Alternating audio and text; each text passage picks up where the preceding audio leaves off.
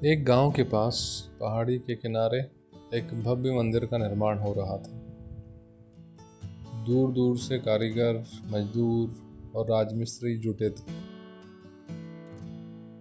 हथौड़ों की ठक ठक, छेनी की खटखट और गानों की गूंज हवा में मिल रही थी।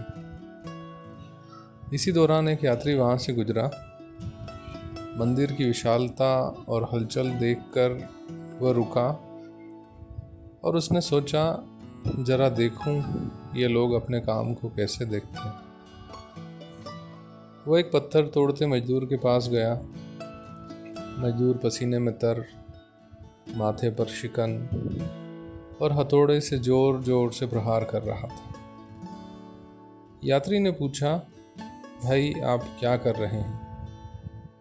मजदूर ने हथौड़ा रोका, घूरते हुए बोला, अरे दिखता नहीं, पत्थर तोड़ रहा हूँ। और क्या कर रहा हूँ? कहकर वो फिर पत्थर पर बरस पड़ा। यात्री मुस्कुराया और आगे बढ़ गया। कुछ कदम पर उसे दूसरा मजदूर मिला, जो भी पत्थर तोड़ रहा था, लेकिन उसके चेहरे पे अजीब सी थकान और उदासी थी। यात्री ने फिर वही सवाल दोहराया, आप क्या कर रहे हैं? मजदूर ने धीमी आवाज में कहा, कुछ नहीं, बस रोटी कमाने के लिए मेहनत कर रहा हूँ।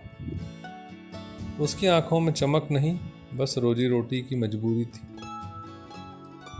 यात्री ने एक गहरी सांस ली और आगे बढ़ा। मंदिर की सीढ़ियों के पास उसने तीसरे मजदूर को देखा। यह भी पत्थर तोड़ रहा था, लेकिन उसके होठों पर मुस्कान थी। हल्का सा गीत गुनगुना रहा था। हथौड़े के हर बार में लय थी।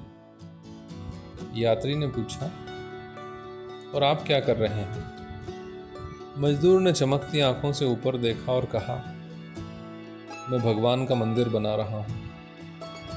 इतना कहकर वो फिर गीत में खो गया और पत्थर तराशने लगा, जैसे हर चोट में भक्ति का सुर हो। यात्री वहीं खड़ा रह गया। उसने सोचा, तीन लोग एक ही काम, पर सोचने का तरीका अलग। पहला बोझ समझकर काम कर रहा था, दूसरा मजबूरी समझकर कर रहा था, तीसरा आनंद और उद्देश्य से कर रहा था। यात्री को समझ आ गया, हम सभी अपने जीवन का मंदिर गढ़ रहे हैं। फर्क सिर्फ इतना है कि हम उसे कैसे देखते हैं। कोई बोझ समझकर जीता है, कोई मजबूरी में, और कोई हर पल को भगवान के मंदिर की ईंट मानकर आनंद से जीता है। अगर मन में आनंद और उद्देश्य हो तो पत्थर में भी भगवान का दर्शन हो सकता है, लेकिन अगर मन में बोझ या उदासी हो तो भगवान की मूर्ति में भी सिर्फ पत्थर नजर आएगा।